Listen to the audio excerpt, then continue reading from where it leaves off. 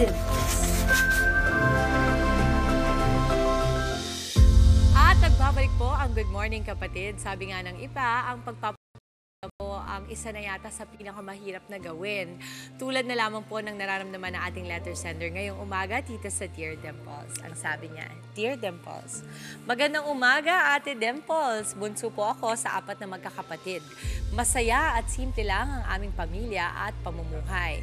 Ngunit nagbago ang takbo ng aking buhay nang malaman ko na hindi pala ako tunay na anak ng nakagisnan kong mga magulang. Dito na ako nagsimulang maging pasaway, palasagot sa aking nanay at basagulero. In short, naging rebeldeng anak. Pero ngayong magiging ama na ako, nais kong ituwid ang aking mga pagkakamali sa buhay. Alam kong hindi pa huli ang lahat. Aaminin ko na hanggang ngayon nahihirapan pa rin akong mapatawad ang mga tunay kong magulang. Paano ko ba ito sisimulan at ano ba ang dapat kong gawin, Ate Dimples? Ang bad boy ng Malabon City, Christian. Christian, maraming salamat sa iyong liham at para sagutin ang inyong katanungan. Christian, syempre magbibigay ng inspirasyon kasama natin. Naku, sikat na influencer, rapper, content creator at lahat-lahat na. At ang nag-iisang owner ng Pinoy Pawn Star, the one, the only, Boss Toyo o Jason Lozadas sa totoong buhay. Boss Toyo, good morning. Good morning po, good What morning. a pleasure of having you here. Thank you for bringing your team as well. Welcome to Good Morning Kapatid. Okay, eto muna, paano ba nagsimula yung pagiging online sensation mo? Yung online, sa Pinoy Pawn Stars.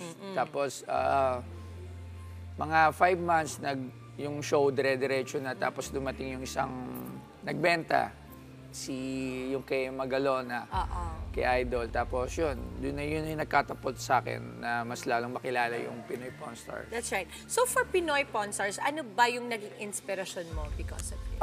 Yun, sa US, pinapanood ko siya. Tapos sabi ko, why nadali natin dito sa Pilipinas? Right. So, doon, nag-try lang ako. Actually, it's a big gamble for me kasi hindi naman ganun kalalim yung aking puhunan para bumili ng bumili. So, pinagtiyagaan lang po natin. Ano yung pinakapuhunan mo at that time, yung unang-una? Actually, parang wala pang 1 million. Parang doon lang nag-start. Tapos, may iba ako kasing business. So, yung kinikita ko sa ibang business, yun yung binibili ko. So, talagang nag-invest, nagtiyaga lang talaga kami muna. Talagang nagtipid ng mga una para lang makabili ng kung ano-ano. At bago mo nga daw naabot itong estadong ito, hindi naging madali para sa'yo yung makarating dito. Ano ba yung mga challenges na pinagdaanan mo? Ang balita namin isa nga daw doon ay parang yung pinagdadaanan ng ating letter sender na si Christian, nalaman mo na ikaw ay isang ampon. Kailan ito at paano ito nangyari? Nalaman ko to siguro mga around yung idea nagkaroon ako siguro mga 8 to 10. Dahil? Maputi ako eh. So yung dun pa lang. brother ko, mga moreno, mga hindi naman maitim, basta dark yung color nila. Tapos sila magkakamukha. Iba yung kulay nila. Oo, yes. magkakamukha sila. Okay.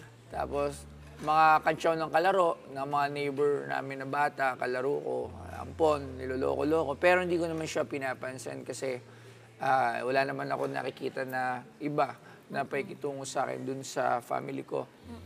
So hanggang tumanda ako, nung mga 12 to 13 years old ata ako, parang 13, doon ko na nalaman. Dahil may isa akong tunay na kapatid na nagsabi sa akin in front of me na hindi ko siya kilala. Parang tambay lang siya doon. Sabi niya, kapatid kita. So doon, nagulat ako. Paano niya sinabi, paano kita naging kapatid? Tapos, minention niya sa akin yung mga pangalan ng mga iba namin kapatid. Kasi pinaampon din siya. So, gala din siya. So, yun, doon ako nagkaroon ng idea na totoong ampon ako. So, ilang taon ka nito? siguro mga 13. 13. So, kahit mga 5 taon din from the time na medyo nagka-inkling Yes, ka, hindi siya nagka-idea inintindi ka. talaga. Oo. At 13 kasi, medyo, critical yan. Kasi Yes. formative years, adolescence yan. Anong naging epekto nung nalaman mo Doon yun? na naging rebelde. Same with doon sa ating letter sender. Si Christian. Doon na ako nagrebelde. Tapos, feeling ko kawawa, feeling ko nadi-disregard ako, parang hindi ako belong dun sa family ko na nag-adapt sa akin. Kahit naman hindi, kasi nga katulad sabi mo, nagbibinata, so medyo magulo pa. Ang lagi lang nasa isip ko, isampun ako, hindi ako mahal. So, yun, hanggang nagrebelde na. Tapos, nag-turn ako sa drugs, sa mga kaibigan, para yung lungkot ko, or yung ano ko na, naging ampun ako, doon ko binaling. Pansamantala bang naiibsan yung hole mo in your heart kapag nandoon ka sa rebellious state na yon? Actually, wala nung nagbibisyo ka, so iba na yung mindset mo eh. So, puro bisyo yun na sa isip, barkada, bisyo. So, nawawala na yung, hindi mo na siya naiisip. Ginagawa ko na nga lang siya dati na parang dahilan eh, para magbisyo. Na eventually, nung na-realize ko na hindi naman talaga dapat. At nung sinabi mo na eventually na-realize mo, what took you to realize that? Kasi dapat yan isang malaking bagay, otherwise hindi mo mapuputol yung cycle na yun, Yes. di ba? So nung time na yun, ano yung turning point na nasabi ni Boss Toyo, ay hindi, ayoko na. Gusto ko na ng ibang buhay.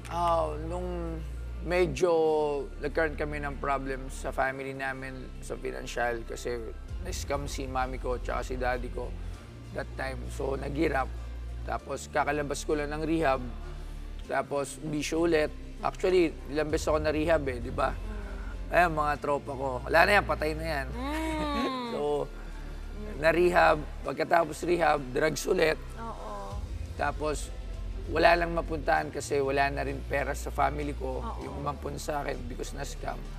Tapos doon, sabi ko, parang isa na rin dahilan na nagkaroon ako ng atraso. Oo. So, kailangan ko muna mag-hibernate, magtago. Tama, oo. So, nagtago ako. After ko magtago, nung lumabas ako, sabi ko, kailangan ko ng kumilos kasi nagugutom na ako. Oo. So, doon na nag-start yung pagtigil ko ng bisyo. So parang for survival siya, paano nabago yung buhay mo at that time? Yung buhay ko, ang tagal pa after that eh. Kasi 2002 ata ako nagtrabaho ko sa anong trabaho pinasok ko. Sobrang dami. As in, Anong mga naging trabaho ni Boss Toyo bago ang tagumpay na ito? waterboy. Waterboy. Tapos factory worker. Factory worker. Sa butika. Butika. Room boy. Wow! Yeah, so lahat yon na naranasan ko. Pero before that, yung bisyo talaga ako as in naging sobrang pasaway. Oo. As in, to the maximum level ng pagbibisyo. Kung ano yung kinainis sa addict, like, yun nga, nang snatch, nang hold up, so lahat siya. So nung time na ito, syempre, ang isang kwento na talagang I'm sure dala-dala mo sa puso mo ay yung time na pinaampon ka. Gusto ko malaman, napatawad mo na yung nanay mo? Hindi ko kasi iniisip eh. Sa akin, siguro oo, pero kasi sa akin, simulat sa pool, nung nalaman ko, hindi ko na siya pinakialaman eh, parang wala na lang siya. Kasi nasa isip ko, dapat hindi niya ako pinampon. Kasi kumbaga, kung mahirap man yung buhay nung nanay ko nung time na yun, or mahirap, sana binuhay na lang. Kumbaga, kung ano man yun nandoon, sana hindi na lang niya ako binenta. Kasi okay lang kung maging mahirap, kasi yun talaga yun, di ba? Kumbaga, hindi naman natin mababago yan. Ako na lang magbabago ng future ko, di ba? So, pero, yun nga, katulad nga sinabi ko, mas maswerte ako na ako naibigay sa mas maayos na pamilya. And speaking of mas maayos na pamilya, paano pinapakita ng isang Boss Toyo sa kanyang adoptive parents or family yung appreciation na yun? Yun nga, nung na-realize ko lang, never kong, kasi yung mom ko patay na, yung real mom ko na nagbenta. Yung biological mo? Yes. Oo. So patay na siya 1986. Sabi nung mga kapatid ko, nag-commit ng suicide. Tapos syempre yung tatay ko na lang. So, yun na lang isa sa mga bagay na hindi ko ginawa. Hindi ko na hinanap yung tatay ko. Kasi respeto sa daddy ko na nagpalaki sa amin, nagpakahirap. Tapos, tsaka wala akong pakialam kasi nga, siya rin siguro yung dahilan. Kaya rin ako pinampun ng nanay kasi hindi ako pinanagutan. So, why should I na hanapin ko pa yung tatay ko? Wala lang sense for me ha. Hindi ko sinasabing pare-parehas tayo ng opinion. right. Pero para sa akin, lalo na yung daddy ko nagpakihirap sa akin hanggang paglaki. So parang bastos kung hanapin ko pa yung biological father ko eh. In the sense, wala naman siya na ambag, kundi sinilang lang ako. Kumbaga, yun lang yung ambag niya. So, Alam mo, Boss Toyo, gusto na kita dati pa eh, inahangaan na kita. Pero ngayon, iba ang paghanga ko Kasi naririnig kong, di ba sabi nila sa Biblia, honor thy parents, no? Honor your father and your mother. Pero paano nga ba nangyayari yon kung ikaw ay pinamigay ng tunay mong magulang? And then, ikaw ay pinalaki naman ng mga bagong magulang, minahal na parang katulad ng pagmamahal nila sa'yo. At ang ganda ng pagpapalaki nila sa'yo. Kasi, actually, oo. Lahat naman ng mga kapatid ko, yung mag-anak ko, maayos silang pinalaki. So, yun rin sa pasasalamat ko. Kasi kahit nang sobrang worst ako nung time na nagre-rebelde ako, andun pa rin yung mga moral values. Hanggang ngayon, ganun pa rin ako makitungo kahit naging sobrang tarantado. Ang gusto ko lang dito is that napapakita natin na may mga pagkakataon sa buhay na nadadapa tayo, nawawala tayo. Yes. Pero para you always gear towards family. Yun ang nakikita ko sa'yo, na may talaga. anchor ka. Yes. Na kumbaga parang, okay, nawala ako, nahirapan ako, pero babalik at babalik ako sa pamilya ko. At kung sino yung pamilya na yon, nasa sa atin yon. Choice natin yon, no? So, siguro, Boss Toy, alam mo, ang dami ko pang gustong itanong eh. And I'm so sure marami sa mga kapatid natin ang nakikinig ngayon. Sa mga kagaya ni Christian, na nahihirapan magpatawad. Kasi ikaw, na-let go mo eh. Naging parang ano sa'yo na, bakit ko pa ito gagawin? Naging malinaw para sa'yo na I will honor the parents that raised me. Hindi ko na rin guguluhin yung mga dati. Wala ka naman, no ill feelings ka naman sa kanila. Wala naman. Basta kumbaga parang indifferent ka lang. Parang wala sila, parang hangin lang. So hindi ako galit. Wala akong naramdaman na kahit ano, pero as in wala hanggang talaga. Doon na lang. Kasi nga, ayaw mo ding maging bastos sa mga magulang na yes, nagpalaki kasi nire-respeto ko talaga. Sila yung nagpakahirap. Kasi isipin mo na lang, anong mararamdaman ng mga magulang mo yun na talaga. Kaya hindi ko yun, actually may nag-aalok ng show. Pa-DNA natin, tatay mo, sabi ko, no. Sabi ko, mahal ko yung daddy ko na nagpalaki sa akin, kaya hindi ko pagpapalit yun. Oo, ang ganda. Anong maipapayo mo kay Christian, who's having a difficult time moving forward dahil ang forgiveness, sabi nila, ang pagpapatawad daw, kapag yan daw ay ibinigay mo sa mga taong nakapanakit sa'yo, ang nire-release mo at ang fini-free mo sa prison ng misery ay hindi yung taong pinapatawad mo, kundi ikaw. Oo. Ano ang advice mo para kay Christian? So, yun, kay Christian, sa kalagayan niya, di ba, kasi hirap na hirap. Hayaan mo na lang yun, magpasalamat kung ano yung binigay sa'yo. Ngayon, yung present mo, and always look at the future. Huwag mo nang balikan yung mga nangyari sa'yo past na wala ka naman. Unang-una, hindi mo kasalanan. Dahil baby lang naman tayo noon, wala tayong kamuwang-muwang noon. So, kung ano yung nasa harapan mo ngayon, make sure lang na yun na lang yung mahalin mo. At huwag ka na maghanap na kung ano-ano. Tapos titignan mo lang yung future mo para maging maayos yung lahat. Ang ganda, Boss Soya. Ako, I think you're the most perfect representation of somebody who's not afraid to admit na nadadapa tayo sa buhay. Sobra. But you can also make something good out of these things, Yes. no?